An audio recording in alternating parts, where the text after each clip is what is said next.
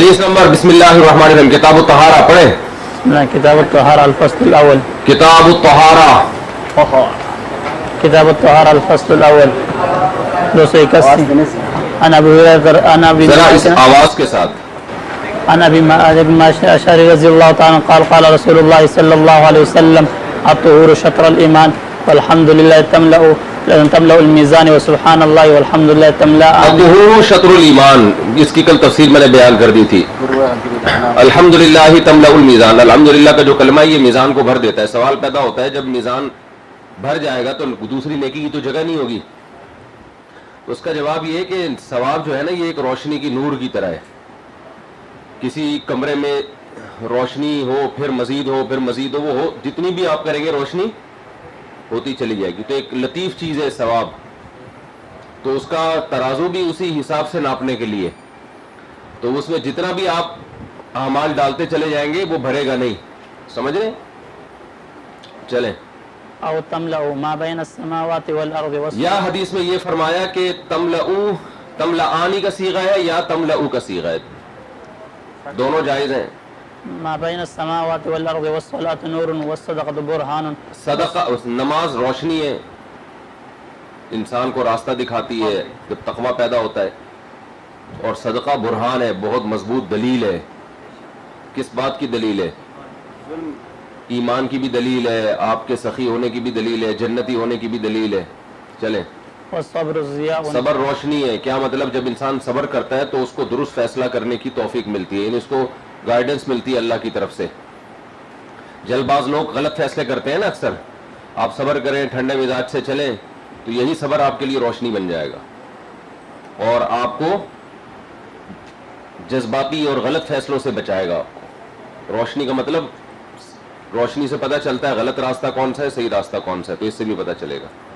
ہاں. والقرآن حجت لك أو عليك. ہاں، قرآن تیرے لیے حجت یا تیرے خلاف حجت ہے. یعنی تو قرآن پڑھے گا تو یا تو تیرے لیے گواہی دے گا قیامت کے دن یا تیرے خلاف، کہ اللہ اسے یہ احکام معلوم بھی تھے، اس کے باوجود اس نے عمل نہیں کیا. جی. كل نفس يغدو ما فبائع نفسه ومعتقها أو موبقها. ہر نفس صبح کرتا ہے، ہر آدمی پر دن آتا ہے. فبائع نفسہ، وہ اپنے آپ کو بیچ رہا ہوتا ہے. ہر آدمی صبح سے اپنا سودا شروع کر دیتا ہے. کیا مطلب؟ گھاٹے کا سودا کرے گا یا نفع کا سودا؟ تو یا تو اپنے آپ کو آزاد کرا لیتا ہے جہنم کی آگ سے، او موبقوہا، یا اپنے آپ کو او بقا یوبقو کا معنی ہلاک کرنا، اپنے آپ کو ہلاک کروا دیتا ہے. جنت کا سودا کرے گا، اپنے آپ کو بیچ کے جنت لے لے گا. تو بیچنے کا کیا مطلب؟ اپنی خواہشات کو قربان کر دے گا، اچھے اعمال کرنا شروع کر دے گا اور قیمت دے کے جنت لے لے گا. یا برے اعمال کرے گا اور اس کے بدلے میں جہنم لے لے گا. تو یہ مطلب ہے اپنے آپ کو بیچنے کا. اعمال بھی تو انسان کا اپنا آپ ہی ہے نا.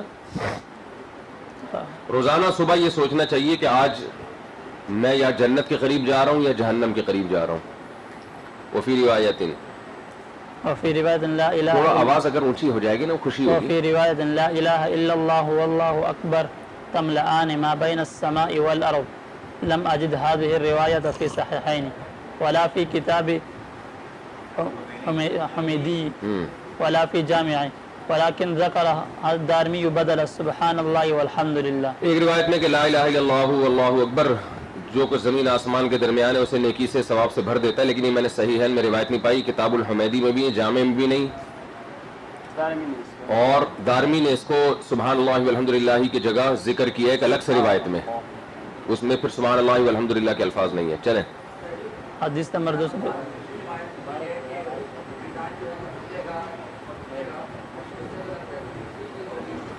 بس دیکھیں تو میزان جھکے گا اور اٹھے گا تو حصی چیز ہونا ضروری نہیں ہے، یہ ہمیں سمجھانے کے لیے. اب ویسے اصولی طور پر تو اتنا بڑا ترازو جس میں نیکیاں لا کے رکھ ہی نہیں سکتے، کیونکہ نیکی تو ایک عمل ہے نا. آپ نے نماز پڑھی، روزہ، اب اس میں نماز بھی آئے گی روزہ بھی آئے گا، تو کیا مطلب؟ بندہ لا کے نماز پڑھتا ہوا رکھا جائے گا؟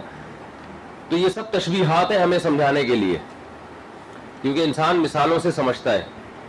تو وہ اس کا ترازو کیسا ہوگا وہ بھی اللہ ہی جانے، اس کے جھکنے کا انداز کیا ہوگا وہ بھی اللہ ہی جانے. ہمیں تو ایک تقریب فہم کے لیے ایک بات سمجھائی گئی ہے، ہماری فہم کے قریب لانے کے لیے، کہ جیسے دنیا میں چیزیں تلتی ہیں وہاں بھی تلیں گی. اب آپ دیکھو نا آج کل جو ڈیجیٹل ترازو آئے ہوئے ہیں اور بخار کو بھی ناپا جا رہا ہے. اب اسی کو 1400 سال پہلے اگر بیان کیا جاتا تو یوں بیان کیا جاتا ہے کہ بھائی ایک دور آئے گا کہ ایک ترازو ایجاد ہوگا جس سے آپ کے ٹیمپریچر کا وزن پتہ چلے گا کہ ٹیمپریچر کتنے کلو ہے. وہ اسی حساب سے بتاتے ہیں نا. لوگ کہتے ہیں یار یہ کیسا یعنی ترازو ہے جو آپ کے ٹیمپریچر کو ناپے گا, ٹیمپریچر کا تو ویٹ ہی نہیں ہوتا.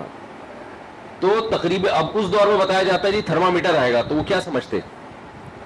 تو ہمیں ایسے طریقوں سے سمجھایا گیا جو ہماری فہم کے قریب ہوتے ہیں. تو ان کی گہرائی میں جانا ہے, یہ سب بے وقوفی والی باتیں ہوتی ہیں. چلیں, ورنہ تو اصل صحیح بات عجیب سی ہے کہ اعمال کو تولنا کیسے ممکن ہے. اعمال کا تو وزن تھوڑی ہوتا ہے, لیکن اللہ کے یہاں ہوتا ہے. بس ہوتا ہے کیسے ہوتا ہے ہمیں نہیں پتا. اس کا مطلب یہ ہے کہ اگر اعمال کو وزندار کیا جائے تو جسم کیا جائے, جسم کس طرح سے رکھ کے بتایا.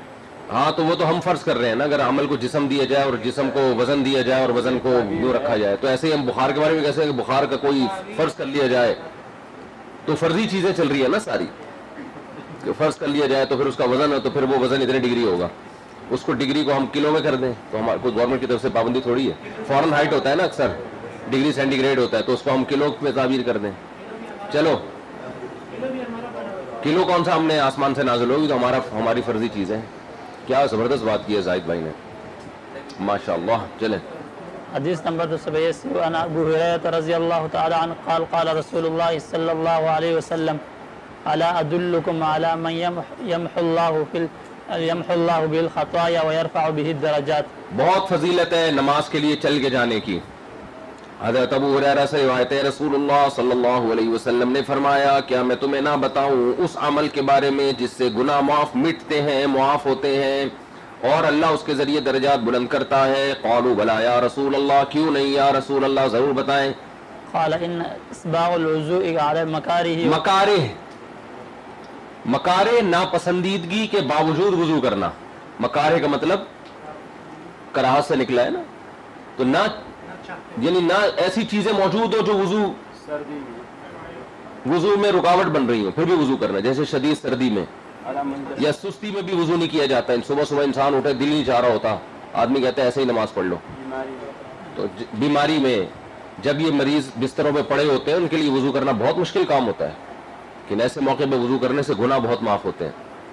اور اسی وقت پتہ چلتا ہے کہ بندہ نمازی ہے کہ نہیں ہے. اچھے نمازی جب بستروں پہ ہسپتالوں میں پڑے ہوتے ہیں نماز چھوڑ دیتے ہیں. اس دن حدیث آئی تھی نا کہ جو بندہ قبر میں جائے گا نمازی, غروب آفتاب کا ٹائم ہوگا اور وہ نماز کی کر رہا ہوگا, کیونکہ ساری زندگی یہی اسی میں وقت اس کو ٹینشن ہوئی ہے. تو جو آدمی صحت میں بہت زیادہ نماز کا خیال کرتا ہے نا, وہ بیماری میں بھی بس نمازی کرتا رہتا ہے, کیا نماز نہ قضا ہو جائے, نماز نہ ضائع ہو جائے.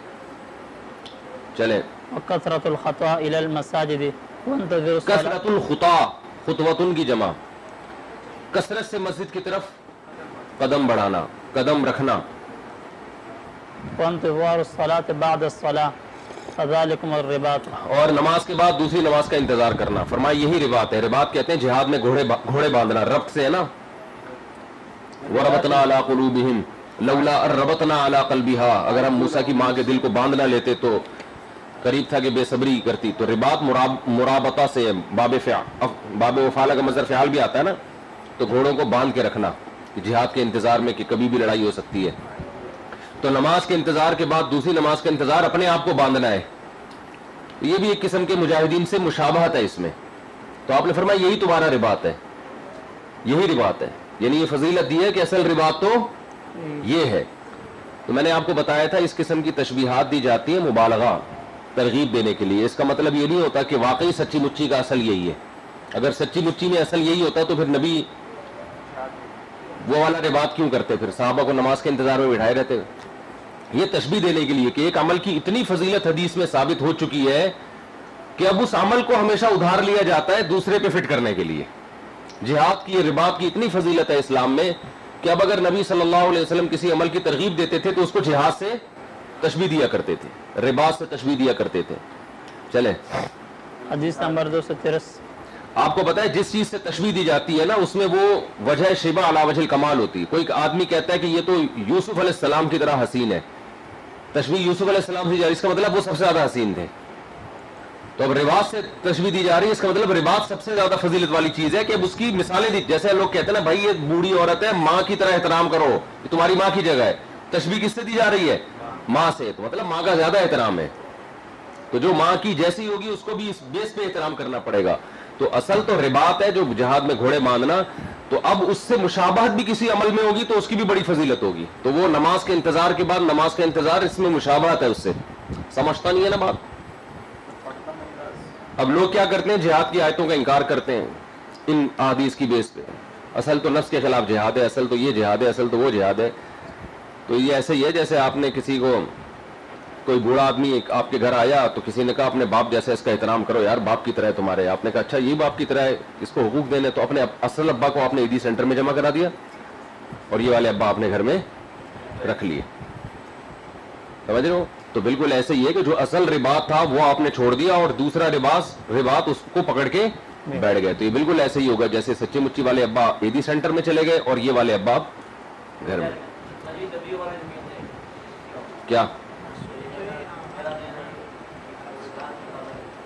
کیا بول رہا ہے بھائی؟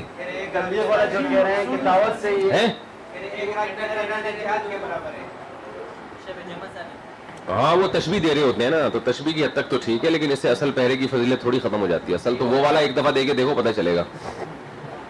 میدان جنگ میں جب لڑائی ہو رہی ہو پھر ایک رات پہرا دے کے دیکھو پتہ چلے گا. حدیث میں آتا ہے جو جہاد میں ایک رات پہرا دے اور یہ حالت ہو کہ لعلہ الا یرجع الی اہلی، اس کو یقین نہیں ہے کہ واپس گھر لوٹ کے جاؤں گا کہ نہیں جاؤں گا، تو اس کی وہ رات لیلۃ القدر سے بہتر ہے. الا انبئکم بلیلۃ افضل من لیلۃ القدر، حضرت ابو ہریرہ کی روایت ہے کہ کیا میں تمہیں وہ رات نہ بتاؤں جو لیلۃ القدر سے بہتر ہے. حارس حرس فی سبیل اللہ لعلہ الا یرجع الی اہلی، اللہ کی راہ میں وہ پہرا دینے والا ہے جس کو یقین نہیں ہے کہ اب گھر لوٹے گا کہ نہیں لوٹے گا. سمجھتا نہیں ہے نا بات. اس کی رات لیلۃ القدر سے افضل ہے. چلو کیا بول رہا ہے؟ وہ بھی فضیلت ہے لیکن ظاہر ہے جہاد والی تو نہیں ہے. اب خام خام میں نام لے لے کے نہیں چیزوں کو وہ کیا کرو نا، اپنا بغض نہ نکالو خام خام میں بلا وجہ کا. ہاں کیوں نفی کریں ہم، وہ اپنی فضیلت ہے، انہوں نے اتنا کام کر لیا دنیا میں، ہر کام تلوار سے تھوڑی ہوتا ہے. چلو بھائی اسپیڈ. یہاں بیٹھ گیا کون سا اللہ کے راستے میں گردنیں اڑا رہے ہو، اس کی اپنی فضیلت ہے، تبلیغ کی اپنی فضیلت ہے، جہاد کی اپنی فضیلت ہے، تو ایک دوسرے کے مقابلہ کیوں کر رہے ہو؟ حکیم الامہ مولانا تھانوی رحمہ اللہ کے خلیفہ ہیں مولانا ابرار الحق، وہ انتقال ہو گیا ان کا، وہ تشریف لائے تھے دارالفتاح، وہ ہم کے بیٹھے ان کی خدمت میں، تو انہوں نے بتایا کہ لوگ مجھ سے بہت پوچھ رہے ہیں جہاد افضل ہے تبلیغ افضل ہے. کہا یہ ایسے ہی ہے جیسے جسم میں دل افضل ہے یہ گردے افضل ہے. تو بھائی دونوں ہی ضروری ہیں. افضل تو ظاہر ہے دل ہی ہے لیکن ضروری، اب دل کی افضلیت کی بیس پہ گردے کاٹ کے پھینک دیا آپ نے کسی کے، کیونکہ دل زیادہ ضروری ہے تو گردوں کی تجھے کیا ضرورت ہے. تو دل بھی جب ہی کام کرے گا گردے کام کرتے رہیں گے. تو جہاد میں جب بھی کامیابی ہوگی جب ایک معتد بھی طبقہ دین کی طرف آئے گا، وہ تبلیغ کے ذریعے آ رہا ہے، اور تبلیغ بھی جبھی چلے گی جب کفر جہاں اسلام کو مٹانے کے لیے طاقت کا استعمال کر رہے ہیں تو وہاں آپ طاقت کا استعمال کریں، پھر تبلیغ کا بھی کام میں برکت ہوگی. پاکستان میں تبلیغ افضل ہوگا نا جہاد کے، پاکستان میں جہاد کس کے خلاف کرے گا؟ پاکستان میں جہاد کا مطلب ملک کے اندر، ملک کے اندر کس سے لڑے گا؟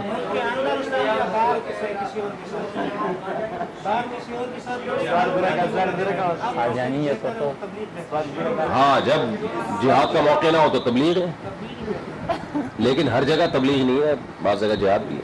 چلو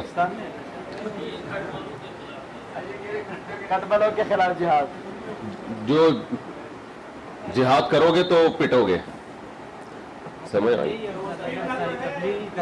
پٹنے کے علاوہ کچھ بھی حاصل نہیں ہو. جب پوری حکومت ہے، گورنمنٹ ہے، پوری فوج ہے، اس کے پاس اسلحہ ہے، اس کے پاس تم لڑو گے کس سے؟ تم تھپڑوں سے لڑو گے کیا؟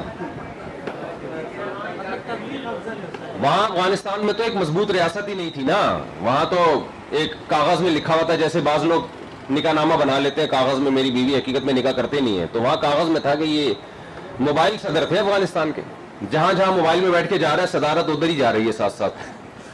حقیقت ہے نا. افغانستان میں حامد کرزئی کے بارے میں کہا جاتا تھا کہ موبائل صدر ہے، کہ جہاں جائے گا صدارت اس کے ساتھ وہیں، اس سے پیچھے کسی اور کی حکومت، واپس آئے گا تو پھر ان کی موبائل صدر. تو یہ کوئی گورنمنٹ تھوڑی تھی مضبوط، مضبوط حکومت تھوڑی تھی. تو اس لیے وہاں بغاوت کے احکام نہیں جاری ہوتے. چلیں پھر ایک شہر میں ایک کی ہے، کندھار میں دوسرے کی ہے، مزار شریف میں تیسرے کی ہے، اور گاؤں دیہاتوں میں الگ ہے. کہا جاتا ہے 80-85% تو گاؤں دیہاتوں میں طالبان کی حکومت ہی رہی ہے شروع سے، وہ تو اب تک بھی امریکہ کنٹرول نہیں کر پایا تھا.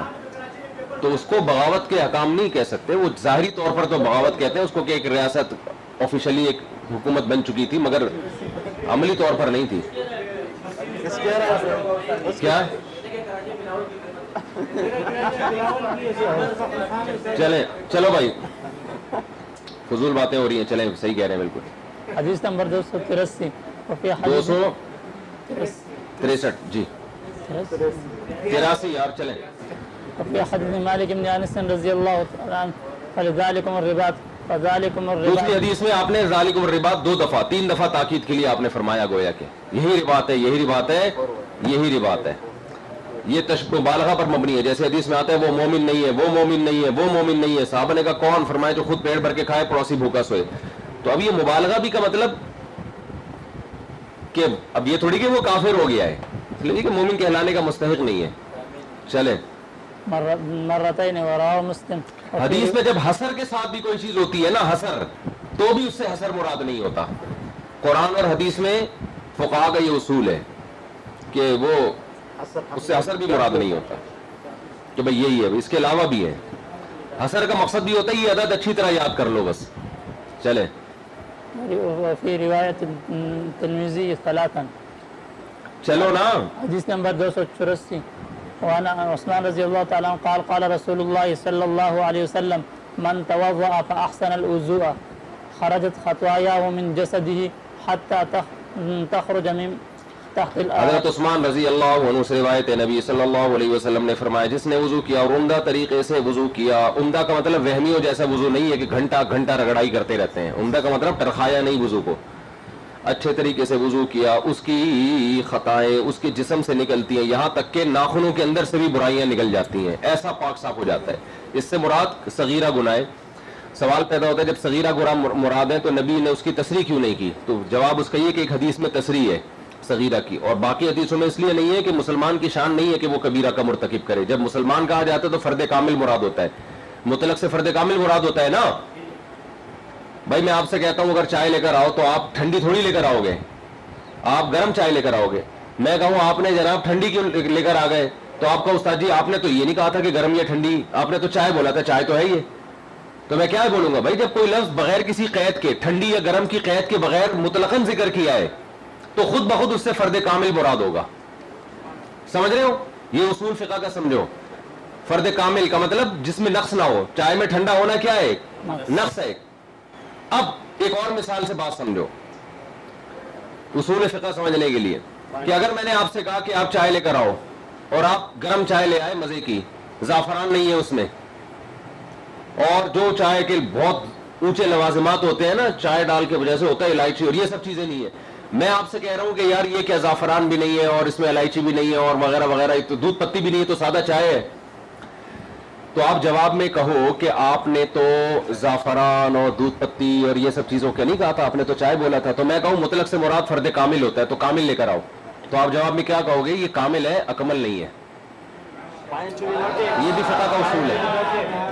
مطلق سے مراد فرد کامل تو ہوتا ہے، فرد اکمل کامل کہتے ہیں عیب سے پاک ہو. اکمل کا معنی اس میں بہت بھی، تو یہ اس قرآن و سنت میں یہ اصول بہت چلتا ہے.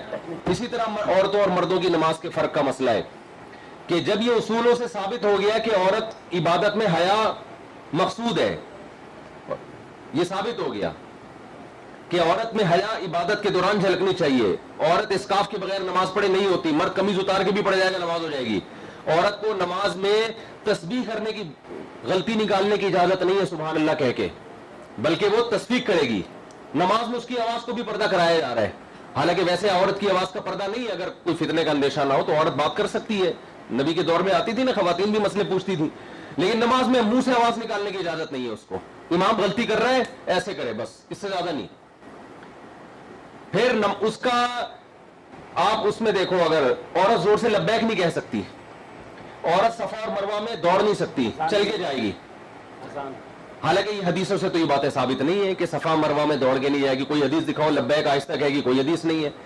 پھر عورت رمل نہیں کرے گی, حالانکہ حدیث میں کہیں بھی عورت کو رمل سے منع نہیں کیا گیا, لیکن وہ اس کا جسم ایکسپوز ہو رہا ہے نا اس سے, تو اس سے صاف پتہ چلتا ہے. اسی طرح حضرت عائشہ نے جب امامت کروائی عورت کی, خواتین کی, تو بیچ میں کھڑی ہوئی ہے, سمجھ رہے ہو, حالانکہ کسی حدیث میں نہیں ہے کہ عورت بیچ میں کھڑی ہوگی, لیکن حضرت عائشہ صف کے بیچ میں کھڑی ہوئی ہے, یعنی امام بھی ایکسپوز نہ ہو. تو ان سب چیزوں کا خیال کرنا یہ اس کی علامت ہے کہ عبادت میں عورت میں حیا مطلوب ہے. تو مردوں کی طرح عورت کا نماز پڑھنے میں حیا نہیں ہے, سمٹ کے نماز پڑھنے میں حیا ہے. تو اس پہ حدیث کا مطالبہ کہ ایک ایک چیز کے یہ عورت یہاں تک ہاتھ اٹھائے گی, عورت یہاں ہاتھ باندھے گی, عورت ٹانگوں کو ملائے گی, یہ سب چیزیں جاہلانہ مطالبے ہیں کہ حدیث سے دکھاؤ. یہ سب جہالت کی بات ہے. یہ ایسا ہی ہے جیسے آپ بولو کہ بھئی بکرا اتنا لاغر نہ ہو, حدیث سے دکھاؤ, بکرا لنگڑا نہ ہو, حدیث سے دکھاؤ. ٹھیک ہے نا, فرد ہے, فرد کامل مراد ہے اس سے, سمجھتے ہو. تو اس لیے اس میں اس لیے اجماع چلا آ رہا ہے اس پر ہمیشہ سے. امام بخاری نے ایک روایت ذکر کی ہے کہ بھئی وہ ایک صحابیہ یا تابعیہ کے بارے میں کہ وہ مردوں کی طرح نماز پڑھتی تھی. اہل حدیث حضرات وہ لیتے ہیں کہ دیکھو وہ مردوں کی طرح نماز پڑھتی تھی, اس کا مطلب وہ اکیلی مردوں کی طرح نماز پڑھتی تھی, باقی جتنی صحابیات تابعیہ تھی ساری سمٹ کے نماز پڑھتی تھی. امام بخاری کو ایک خاتون ملی ہے, ان کو انہوں نے ہائی لائٹ کیا ہے. مطلب اس زمانے میں بھی ساری عورتیں کیسے پڑھتی تھی, سمٹ کے پڑھتی تھی. اگر اس زمانے میں ساری اس طرح مردوں کی طرح پڑھ رہی ہوتی جیسے آج اہل حدیث کے اور سلفیوں کے یہاں پڑھ رہی ہوتی ہیں, تو امام بخاری کو یہ کہنے کی کیا ضرورت تھی کہ فلاں خاتون مردوں کی طرح پڑھتی تھی. اس کا مطلب اس زمانے میں بھی مردوں کی طرح اور عورتوں کی طرح میں فرق تھا. یہ طرح کا لفظ بھی بتا رہا ہے, سمجھتے ہو. اس لیے حنفیہ کے یہاں امام شافعی, امام مالک, احمد بن حنبل, ان تینوں اماموں سے تو امام مالک, امام شافعی, احمد بن حنبل سے تو خود تصریح ہے کہ عورت سمٹ کے نماز پڑھے گی. اور جتنے پرانے اہل حدیث ہیں نا 100-150 سال پرانے, وہ سارے یہی کہتے تھے کہ عورت سمٹ کے نماز پڑھے گی. اہل حدیث حضرات نے سعودی عرب سے یہ فتویٰ لیا ہے.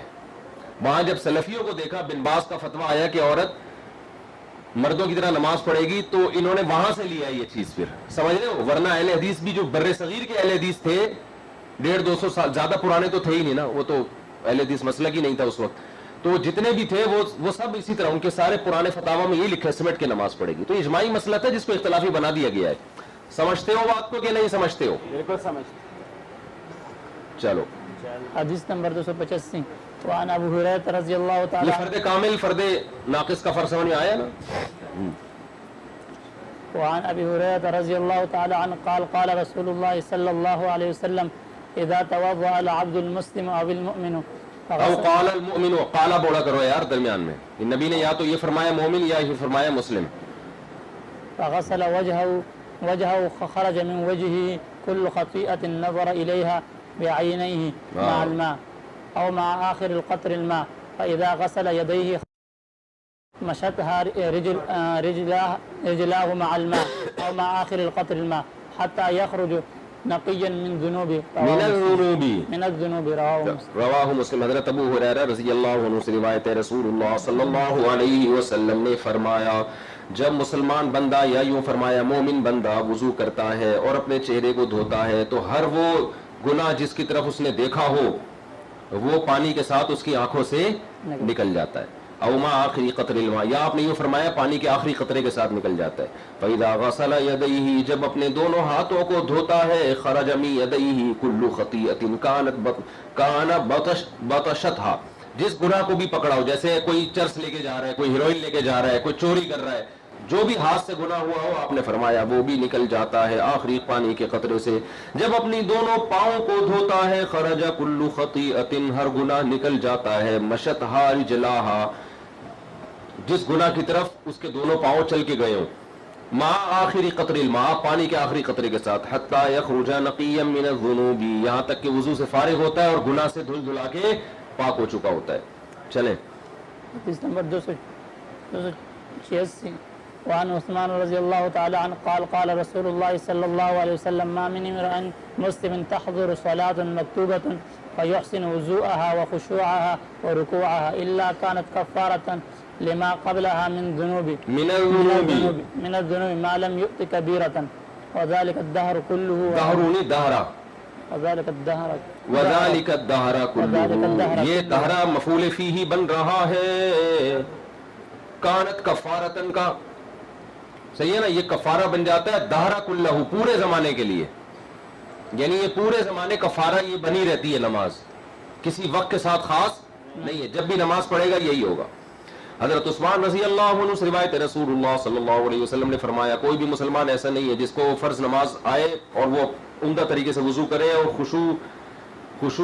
وضوءہا و خشوعہا و رکوعہا، اس کے نماز کا خشوع بھی اچھا کرے اور نماز کا رکوع بھی، یعنی ارکان بھی اچھے طریقے سے ادا کرے، مگر یہ کہ وہ اس سے پہلے کے گناہوں کے لیے کفارہ بن جاتا ہے جب تک کہ کبیرہ کا ارتکاب نہ کرے، اور یہ پوری زندگی کے لیے ہے، یہ سمجھتے ہو، یہ اللہ کی طرف سے پیکج ہمیشہ کے لیے۔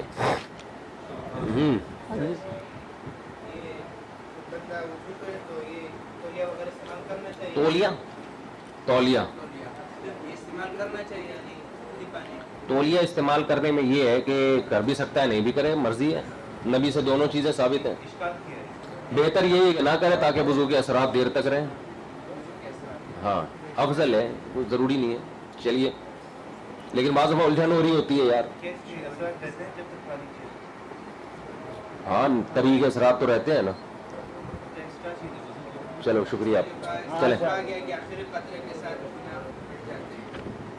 تو وہ جب ہم منہ دھو رہے ہوتے ہیں تو جو قطرے ٹپک رہے ہوتے ہیں ان کے ساتھ، ان میں آخری قطرے کے ساتھ، چلیں چلو بھائی چلو یار۔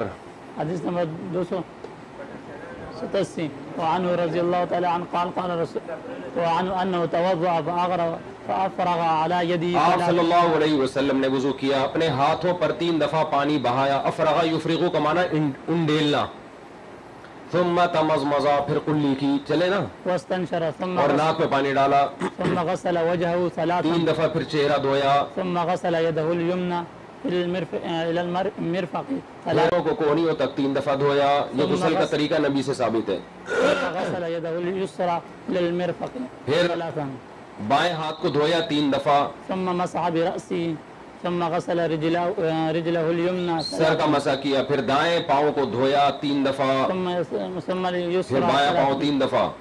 ثم قال یہ حضرت عثمان نے عمل کر کے بتایا، پھر فرمایا ثم قال رأيت رسول الله صلى الله عليه وسلم توضأ نحن وضوء هذا، میں نے نبی کو دیکھا آپ نے اسی طرح میرے وضو کی طرح وضو فرمایا، ثم قال پھر نبی نے یوں فرمایا تھا قال من توضأ وضوء هذا ثم يصلي ركعتين فلا يحدث نفسه فيهما بشيء وغفر له ما تقدم من ذنبه۔ پھر آپ نے فرمایا، جو نبی نے فرمایا تھا جو میری اس طرح وضو کرے پھر اس کے بعد 2 رکعتیں پڑھے اس طور پر کہ لا يحدث نفسه فيهما، اپنے آپ سے باتیں بھی نہ کرے اس میں، یعنی جان بوجھ کر کسی دنیا کا خیال بھی نہ لے کر آئے، وضو اور 2 رکعتوں کے درمیان کسی چیز کا فاصلہ نہ ہو، فوراً 2 رکعتیں پڑھے، اس کو تحیۃ الوضو کہتے ہیں۔ تو غفر له ما تقدم من ذنبه، اس کے پچھلے گناہ معاف ہو جائیں گے۔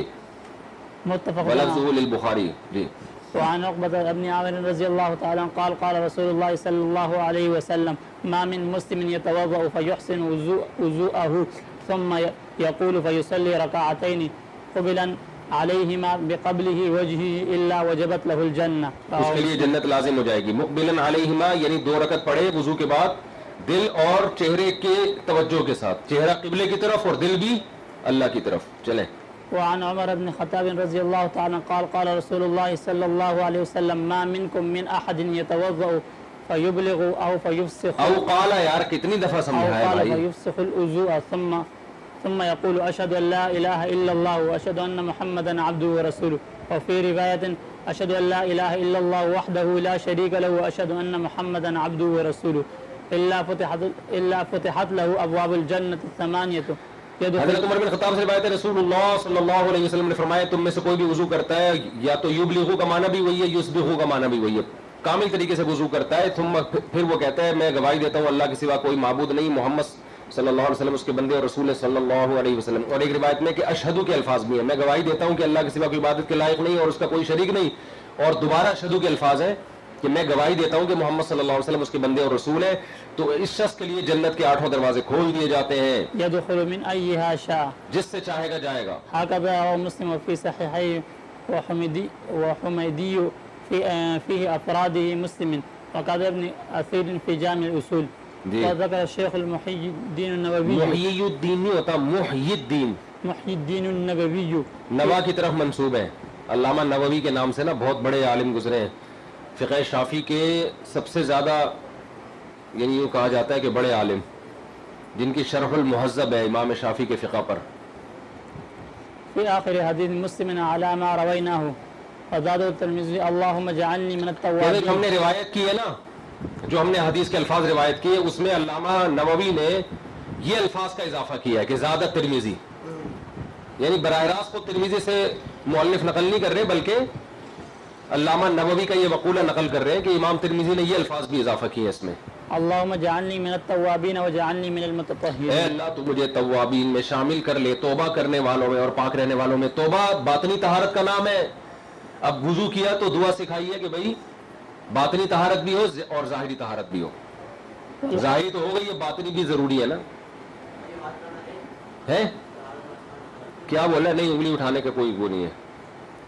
والحديث الذي رواه محيي السنة في صحيحه في الصحاح. في الصحاح من توضأ فأحسن الوضوء إلى آخره رواه الترمذي في جامعه بعینی ہی. اسی طرح الفاظ ہے مگر اشہدو کا لفظ نہیں ہے اس میں.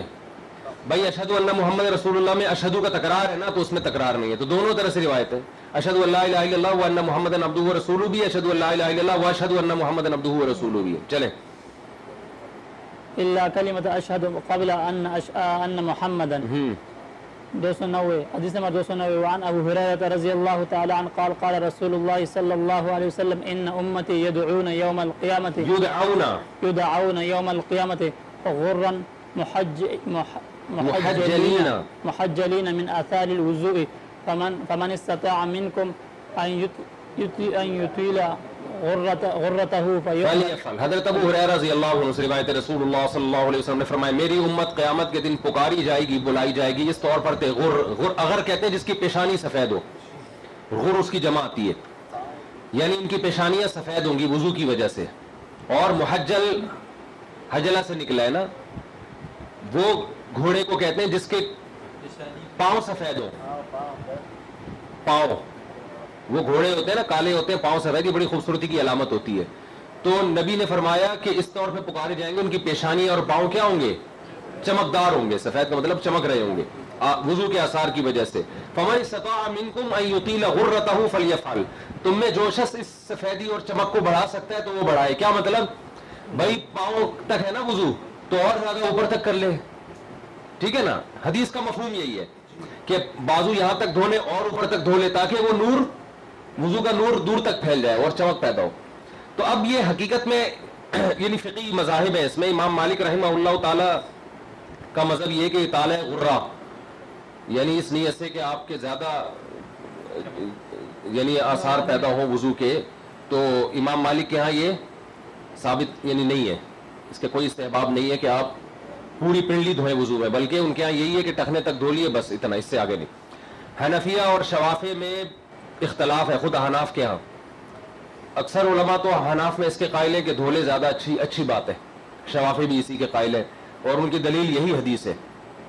سمجھتے ہو کہ حدیث میں آیا کہ فلیطل غرتہ، اس کو چاہیے اپنی سفیدی کو بڑھائے، یعنی آپ نے ٹخنوں تک دھونا ہے تو آپ اور زیادہ اوپر تک دھو لو، کونیوں تک ہاتھ دھونے تو اور اوپر تک دھو لو. سمجھتے ہو؟ لیکن جو محقق علماء ہیں انہوں نے اس کا انکار کیا ہے. وجہ اس کی یہ ہے کہ یہ جو حدیث کے الفاظ ہیں نا، فمن استطاع منکم ان یطیل غرتہ فلیفعل، یہ حضرت ابو ہریرہ کے الفاظ ہیں. وجہ اس کی یہ کہ حضرت ابو ہریرہ سے 10 شاگرد یہ حدیث ذکر کرتے ہیں، ان میں کوئی بھی ان الفاظ کا تذکرہ نہیں کرتا، بلکہ حدیث یہیں تک بیان کی جاتی ہے من آثار الوضوء، بس کہ وہ قیامت کے دن وضو کے آثار کی وجہ سے چمکدار ہوں گے. اس سے آگے کے الفاظ کوئی بھی نقل نہیں کرتا. حضرت ابو ہریرہ کے ایک شاگرد نقل کرتے ہیں، اور وہ بھی نقل کر کے یہ کہتے ہیں کہ مجھے معلوم نہیں کہ یہ نبی کے الفاظ ہیں یا حضرت ابو ہریرہ کے اپنے الفاظ ہیں. تو اس سے پتہ چلتا ہے یہ حضرت ابو ہریرہ کی اپنی ذات، یہ ایک دو باتیں پتہ چلی. ایک تو یہ پتہ چلی کہ یہ نبی کے الفاظ نہیں ہے، راجح یہی ہے، بلکہ یہ حضرت ابو ہریرہ کے اپنی رائے ہے کہ جب اعضاء چمکدار ہوں گے تو جو تم میں چاہتا ہے کہ اس کے زیادہ حصے چمکیں، ان میں نور پیدا ہو، تو وہ زیادہ حصے تک پانی بہائے. تو حضرت ابو ہریرہ کی اپنی رائے ہے یہ. جب صحابی کا فتویٰ آئے تو اگر وہ اجماع ہے اس پر، تمام صحابہ اس فتوے کو مانتے ہیں، پھر تو وہ اجماع کے حکم میں ہے. لیکن اگر اس میں صحابہ میں اختلاف ہو تو پھر مجتہد کو اجازت ہے وہ جس کی رائے کو فالو کرے، دلیل سے اس کو جس کی رائے صحیح لگے. تو حضرت عبداللہ بن عباس رضی اللہ تعالیٰ عنہ تھے، حضرت عباس رضی اللہ عنہ، ان کا اس معاملے میں حضرت ابو ہریرہ سے اختلاف ہوا تھا. شاید ابو داؤد میں بھی، مجھے پوری حدیث یاد نہیں ہے، لیکن اس کا ہمارے اصل مسئلے سے کوئی تعلق نہیں ہے. ہمارے لیے اتنا کافی ہے کہ عمومی طور پہ صحابہ کرام سے ہمیں اطالع غرہ ملتا نہیں ہے کہ انہوں نے یعنی وہ زیادہ حصے کو دھوتے ہوں صحابہ کرام، ہمیں یہ ملتا نہیں ہے. دوسری بات یہ کہ ایک معاملہ سنت اور بدعت کے درمیان جب دائر ہوگا، یا بدعت تو نہ ہو لیکن بدعت کا ذریعہ بن سکتا ہے، تو اس کا ترک کر دینا افضل ہے. اگرچہ حضرت ابو ہریرہ کی رائے ہمارے لیے قابل احترام ہے، لیکن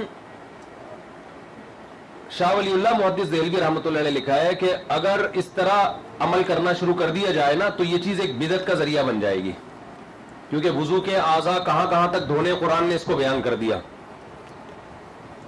اور پھر اطالہ کتنا کر رہا ہے اس طرح کوئی تذکرہ ہمیں نہیں ملتا. اگرچہ علامہ شامی نے یہ بات لکھی ہے کہ اطالہ مستحب ہے، اور 3 اقوال ہیں اس میں، کونیوں سے تھوڑا اوپر، پوری کونی اور پتہ نہیں آدھی کونی، اس طرح کے اقوال ملتے ہیں. تو سب کسی قول پہ بھی عمل کر لے اس میں، یعنی پورا بازو بھی دھو سکتا ہے. لیکن یہ چیز ایک بدعت کا ذریعہ بن سکتی ہے، لوگ اس کو ضروری سمجھنا شروع کر دیں گے وضو میں. تو اسلاف کا بہرحال اس پر عمل نہیں رہا ہے. تو اگر کوئی کر لے حضرت ابو ہریرہ کے قول کی بیس پہ تو آپ اس کو بدعتی تو نہیں کہیں گے، لیکن جو محققین کے نزدیک راجح ہے وہ یہی ہے کہ وضو میں جو قرآن میں جو اللہ نے حد بیان کی ہے نا، جہاں تک پاؤں دھونے کی اور کونیاں دھونے کی، اسی حد پر اکتفا کرنا یہ اولا اور افضل ہے.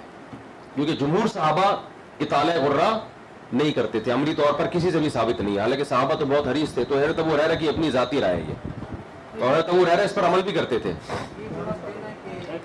لیکن اختلافی مسئلہ ہے، حضرت ابو ہریرہ کا قول بھی ایک ویلیو رکھتا ہے نا، تو بہت سے احناف اس طرف بھی گئے حضرت ابو ہریرہ کے قول پر.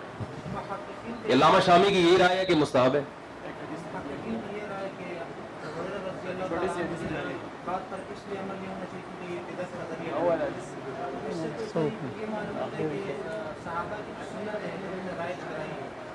نہیں سارے صحابہ کی نہیں ہے نا، نہیں سارے صحابہ کی نہیں نا، باقی صحابہ کا تو اس میں حضرت ابو ہریرہ سے اختلاف تھا.